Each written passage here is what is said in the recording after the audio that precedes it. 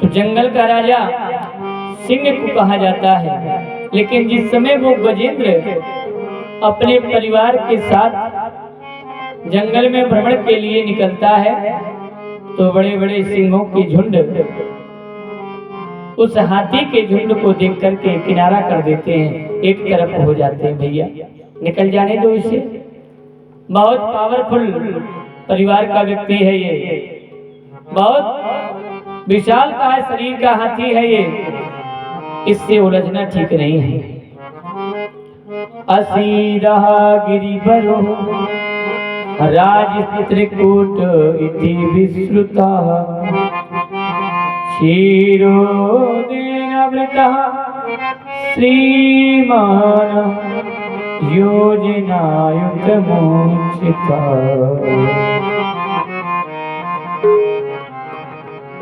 सागर के समीपस्थ द्वीप में त्रिकूट नाम का एक बड़ा विशाल सुंदर पर्वत है जो चारों ओर जल से घिरा हुआ है।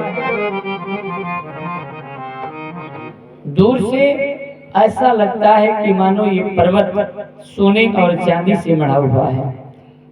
दूर से जब देखते हैं देखने वाले तो बता रहे हैं कि ऐसा लगता है मानो जैसे वहाँ के जो महल बने हैं वहाँ का जो नजारा है तो सोने और चांदी के तरह चमकता है। दिशाएं और वहाँ की जो हवाएं हैं ऐसी सुहावनी लगती हैं मानो संसार का सबसे बड़ा सुख इसी शिखर के अंतर्गत है। अनेक प्रकार के वृक्ष लगे हुए हैं, नाना प्रकार की लताएं, सुंदर सुंदर झरने, पर्वतों के बड़े सुंदर सुंदर गुफाएं हैं। वहां पर जो भी आज वहां पर दर्शन करता है तो मोहित हो जाता है। जहां पर देवता अप्सराओं के साथ विहार करने आते हैं, ऐसा सुंदर स्थान है कि देवताओं के साथ अप्सराएं आती हैं और वहीं पर नृत्य गान करती हैं। बसंत आदि ऋतुओं में सुंदर सुंदर वहां पर पुष्प खिल जाते हैं।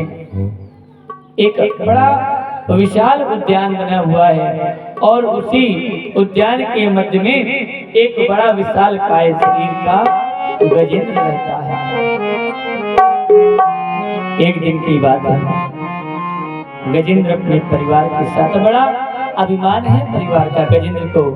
जिस समय निकलता है स्नान करने के लिए तो रास्ते में परिवार के साथ जब आता है तो छोटे छोटे जीव जंतु दब करके समाप्त हो जाते हैं, लेकिन वो इस बात का कोई भय नहीं मानता है। एक दिन की बात है, गजेंद्र परिवार के साथ चला आ रहा। देखिए परिवार का भी अभिमान होता है व्यक्ति के पास। किसी के पास शारीरिक अभिमान होता है, जिसके पास शरीर सुंदर होता है तो उसे सुंदरता का अभिमान है, जिसके पास बल है तो उसे शारीरिक बल का अभिमान है। जिसके पास परिवार के लोग ज्यादा हैं या थोड़ा पहुंच वाले हैं तो उन्हें परिवार का अभिमान है कि कोई बात पड़ेगी फलाने भैया को बोल देंगे तो सब ठीक हो जाएगा। रावण के पास क्या था? रावण के पास भी तो पारिवारिक अभिमान था। 10 मुख सभा। एक बार जब वो अपनी सभा में बैठा तो देखा क्या, 10 मुख सभा देख एक बार, तो देख अमित आपन परिवार। जिस समय वो बैठा समाज में तो उसने देखा क्या, इतना बड़ा परिवार का मैं स्वामी हूँ, इतना बड़ा परिवार है मेरे पास। तो उसने सबको आदेशित कर दिया, सबके उसने कार्य बांट दिए, अलग अलग स्थानों पर सबको रहने के लिए व्यवस्था दे दी। और थे भी उसके पास ऐसे ऐसे वीर, कुमुद अकंपन कुल सरिद, धूम केतु अधिकाय, एक एक जग जीत सके ऐसे सुभट निकाय। ऐसे ऐसे वीर रावण की सेना में कि एक एक वीर सारे विश्व को जीत सकता था।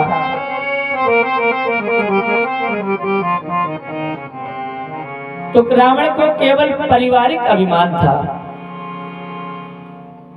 आज उसी प्रकार का अभिमान इस गजेंद्र को भी है। परिवार को लेकर के एक दिन की बात, पहुंचा सरोवर में, स्नान करने लगा, सूंड में जल भर भर के अपनी पत्नियों को नहलाने लगा, बच्चों को स्नान करवा रहा है, पूरे परिवार के मध्य में बड़ा आनंद ले रहा है।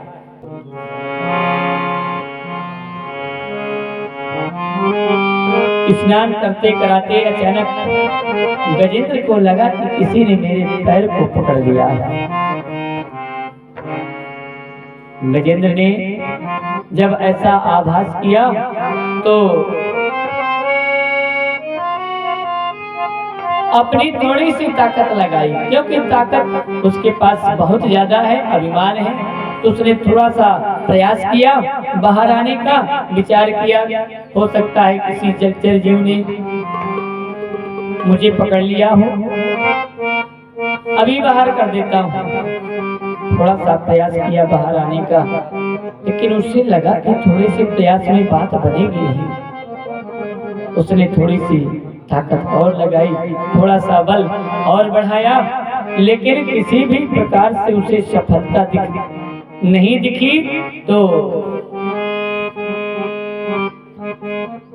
शरीर का उसने अब पूरी तरह से बल बढ़ाना प्रारंभ कर दिया, ताकत लगाना शुरू कर दिया।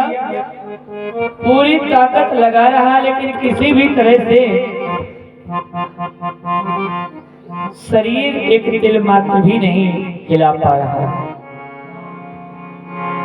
अब तो बड़ी घबराहट होने लगी, जगमगाने लगा, पूरे शरीर की प्रयास कर दिए उसने, लेकिन जो पत्ते वहीं का वहीं खड़ा है, एक तिल मात्र भी नहीं हिल पा रहा है आगे की ओर। बड़ी जोर से आवाज लगाने लगा, अरे पकड़ो मुझे, बचाओ, देखो किसी जीव ने मुझे पकड़ लिया है। मैंने सारे प्रयास कर लिए बचने के लिए, बाहर आने के लिए, लेकिन किसी ने मुझे बड़ी तेजी के साथ बंधन में किया है। मैं अपने आप को थोड़ा सा भी बाहर नहीं कर पा रहा हूँ, मेरी सहायता करो, मेरी रक्षा करो। सारे परिवार के लोग दौड़ के आ गए, सूंड में सूंड लगा करके एक दूसरे को खींचने लगे, बाहर लाने का प्रयास करने लगे। पूरे परिवार के लोगों ने बड़ी ताकत लगाई, बड़े प्रयास किए, लेकिन अनेकों अनेक प्रयास करने के बाद भी सफलता किसी को भी हाथ नहीं लगी। समय धीरे धीरे अधिक बढ़ने लगा, तो बच्चे धीरे धीरे छोड़ के जाने लगे। गजेंद्र चिल्लाने लगा, अरे भाई मुझे छोड़ करके कहाँ जा रहे हो? तुम मेरे परिवार के हो, मेरे बच्चे हो, मेरे बालक हो। मैंने तुम्हारे उदर पोषण के लिए, तुम्हारी परवरिश के लिए मैंने कितना समय लगा दिया, और आज मैं ऐसी स्थिति में फंसा हूँ तो मुझे छोड़ करके जा रहे हो? ऐसे स्थिति में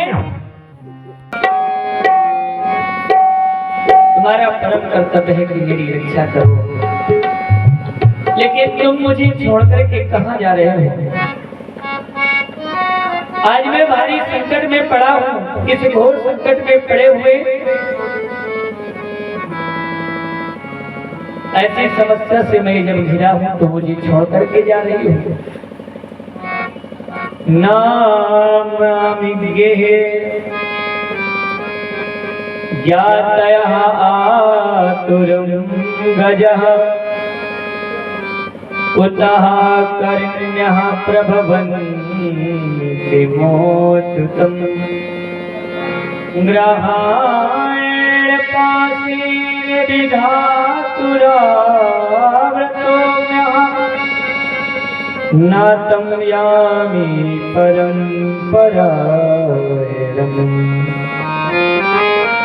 अरे मेरी रक्षा करो, मुझे ऐसे समय में तुम्हें छोड़कर नहीं जाना चाहिए।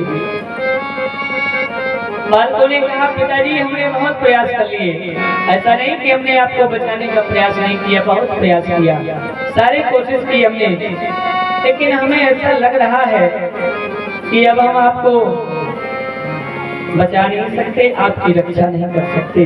समय बहुत हो गया है, भूख और प्यास सता रही है, इसलिए क्षमा करिएगा, हमें अब छोड़ के जाना पड़ रहा है। बालक छोड़कर चले गए, परिवार के लोग धीरे धीरे छोड़ करके जाने लगे, पत्नियां छोड़ करके जाने लगी तो गजेंद्र को बड़ा कष्ट हुआ। अरे देवियों, तुम तो मेरी पत्नी हो, पत्नी को तो ऐसे स्थिति में छोड़ करके नहीं जाना चाहिए, तुम तो मेरा साथ दो, मुझे ऐसी स्थिति में कहां जा रही हो छोड़ करके। पत्नियों ने कहा महाराज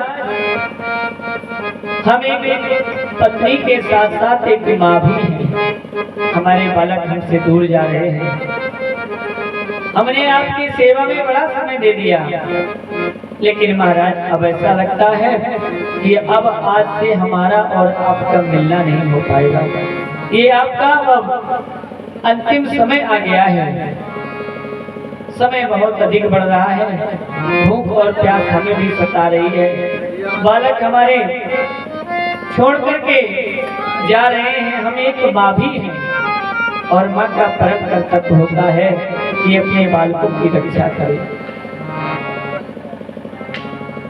साथी है मित्र वृंद जल बिंदु पान तक,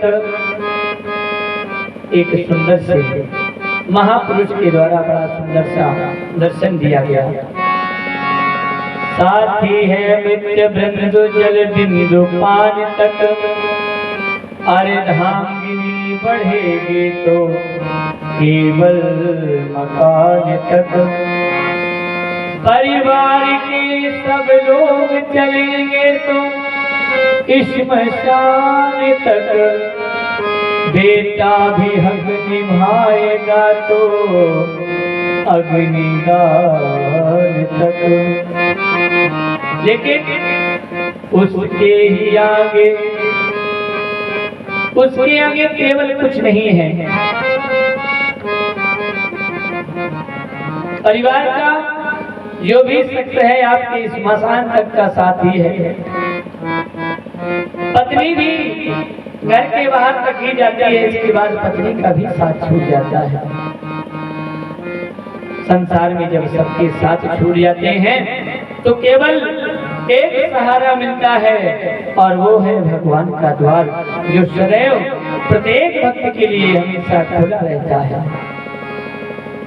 अचानक गजेंद्र को ध्यान आया कि जब सारे दरवाजे बंद हो जाते हैं तो केवल एक ऐसा दरवाजा है जो सदैव खुला रहता है, भक्तों के नाम से सदैव भक्तों का आना जाना होता है, लेकिन वो दरवाजा हमेशा खुला ही रहता है।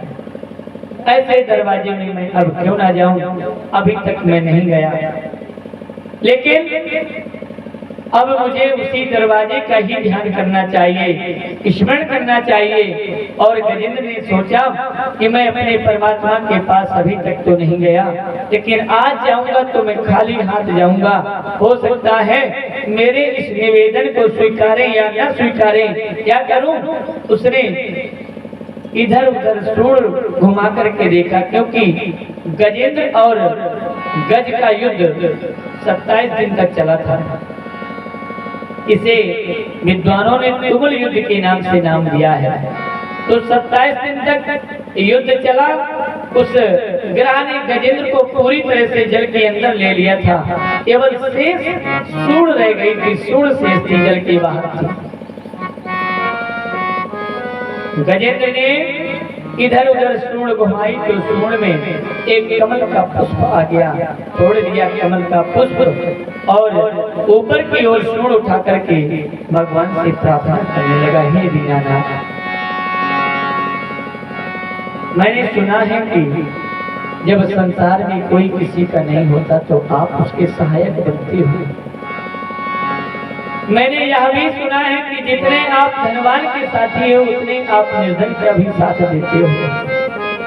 मैंने ये भी सुना है कि जितने आप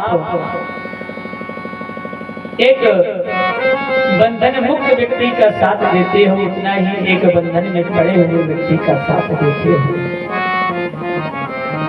आज ये दास आपके दरबार आना चाहता है और इस दास की छोटी सी एक भेंट है, इस भेंट को स्वीकार करें। पुष्प को लेकर के भगवान की अमल कमल चरणों में समाहित हो गया। पत्रम पुष्पम फलम तोयम यो मे भक्त्या प्रयच्छति तदहं भक्त्योपमामि प्रयत्नात् मनः। जो भी है आज पत्र पुष्पम, बस आपके आज ये चरणों में समर्पित है। मेरी ये भक्ति आपके चरणों में समर्पित है, मेरा ये भाव आपके चरणों में समर्पित है। और भगवान से एक सुंदर सा निवेदन करने लगा। आइए हम भी उसी भाव के साथ में भगवान से प्रार्थना करते हैं। जिनके मुख में है आप बसे, तिन्हें और नाम लियो न लियो। जिनके उर में घनश्याम बसे, वृंदावन वास कियो न कियो। जमुना जल पान कियो जिनने,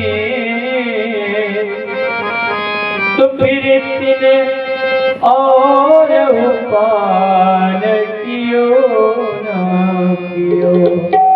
हे दीनानाथ, हे मेरे आराध्य, दरबार हजारों देखे हैं, दरबार हजारों देखे हैं, पर ऐसा कोई दरबार नहीं, दरबार हजारों देखे हैं।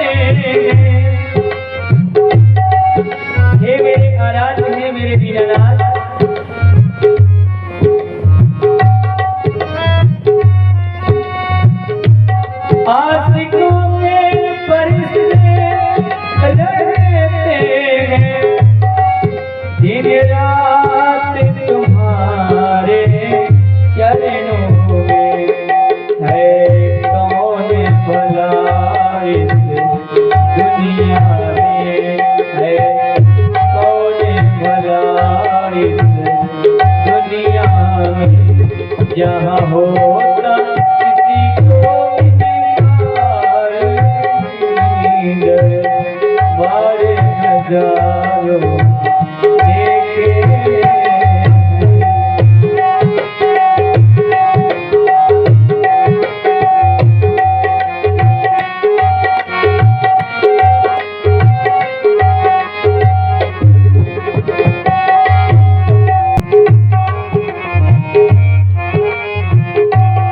दुनिया से भरा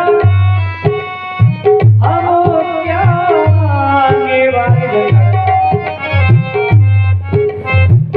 दुनिया से भरा हम क्या मांगे, दुनिया तो खुद ही भिखारी है। मांगो उस बनसी वाले से, हे दीननाथ, हे मेरे परमेश्वर, हे मेरे आराध्य देव, समझ लिया मैंने।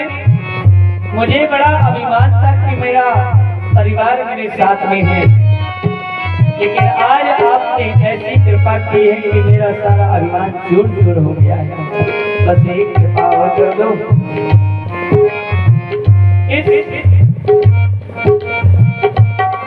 अपराधी को, जो मैंने सदैव अपराध ही तो किए, कभी मैंने पुण्य नहीं किया। मैं अपने इस जीवन की सबसे बड़ी भूल को सुधार करने के लिए आपसे एक अवसर चाहता हूँ। एक बार मेरे इस शरीर की रक्षा करें, मेरे प्राणों की रक्षा करें। ये उपकार अब मैं कभी भूलूंगा नहीं, सदैव आपकी भक्ति में लीन बना रहूंगा।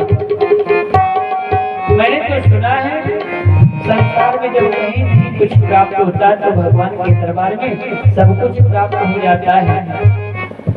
मांगो उस बनसी वाले से, मांगो उस बनसी वाले से, जहाँ होता कभी इनकार नहीं, दरबार हजारों देखे हैं।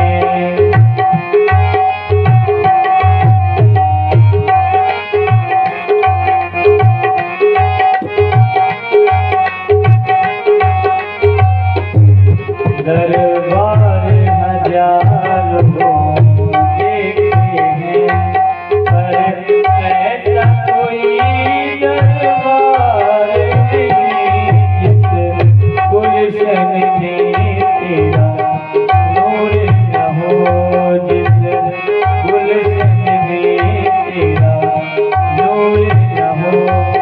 ऐसा तो कोई गुलजार नहीं, दरबार हजारों देखे हैं, दरबार हजारों देखे।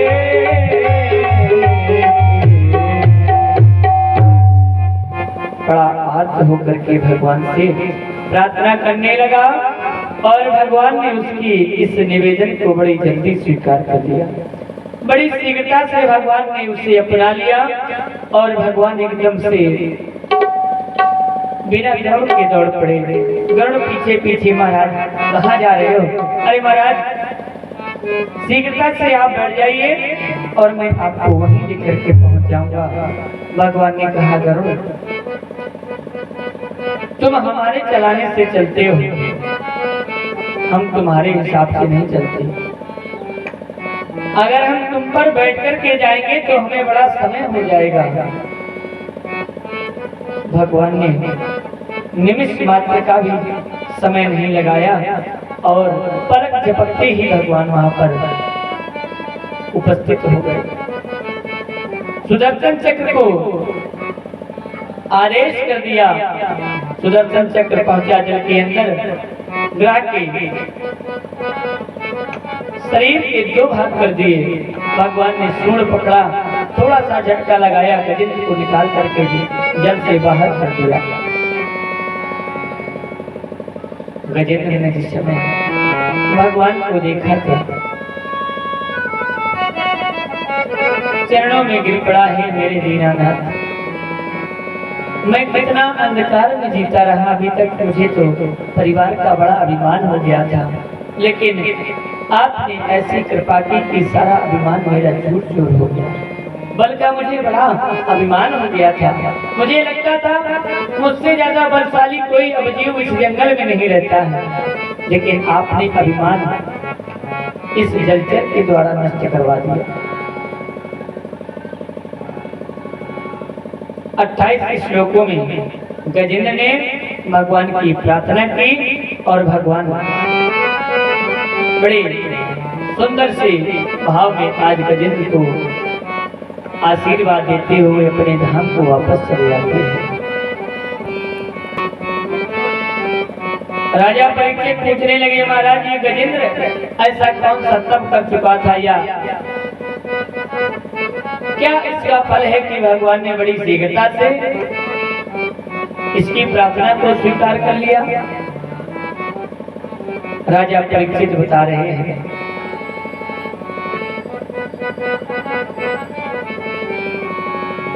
आज जो गजेंद्र है ये पूर्व जन्म में भूहू नाम का गंधर्व था। कौन था? भूहू नाम का गंधर्व महर्षि देवल के श्राप से ये इस शरीर को प्राप्त हो गया था। इस समय महर्षि देवल ने श्राप दिया तो चरणों में गिर पड़ा, महाराज मेरा उद्धार कैसे होगा? तो भगवान ने बताया कि महर्षि ने बताया कि जब भगवान तुम्हारा वध करेंगे सुदर्शन चक्र के द्वारा तो तुम्हारी मृत्यु हो जाएगी। ये वही गज है जो श्रापित पड़ा हुआ है।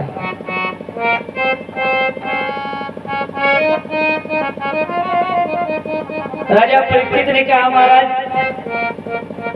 और भगवान जिसके लिए सब कुछ छोड़ करके आए ये गजेंद्र कौन है? ग्रह तो हूहू नाम का गंधर्व था, लेकिन गजेंद्र कौन है? तो सुखदेवाचार्य जी ने बताया कि राजन गजेंद्र भी द्रविड़ प्रांत के पांडव देश का राजा था।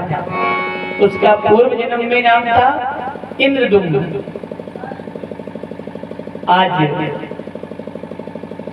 भगवान की बड़ी सुंदर पूजा भक्ति भाव किया करता था, लेकिन भगवान ने आज इस जन्म में आकर उसे दर्शन दिया और उसके जीवन को धन्य कर दिया। बोलिए भक्तवत्सल भगवान की। तो गजेंद्र और ग्रह की सुंदर सी कथा का रसास्वादन सुखदेवाचार्य जी महाराज राजा परीक्षित को करवा रहे हैं। राजा परीक्षित से कहने लगे, राजन समय अधिक बढ़ रहा है, इसलिए जाकर के थोड़ा सा अन्न जल पान कर लो। राजा परीक्षित ने कहा, महाराज जिस व्यक्ति को अमृत रूपी आप ऐसा सुधा अमृत पिला रहे हैं, कथा अमृत पिला रहे हैं, और जिस व्यक्ति को अमृत पीने को मिल जाए उसका जीवन अमर हो जाता है, और आप तो मुझे कथा रूपी अमृत का रस आस्वादन करवा रहे हैं, भला मुझे क्या भूख लगेगी? नहीं महाराज, मुझे बड़ा आनंद है। आप इसी प्रकार से केवल भगवान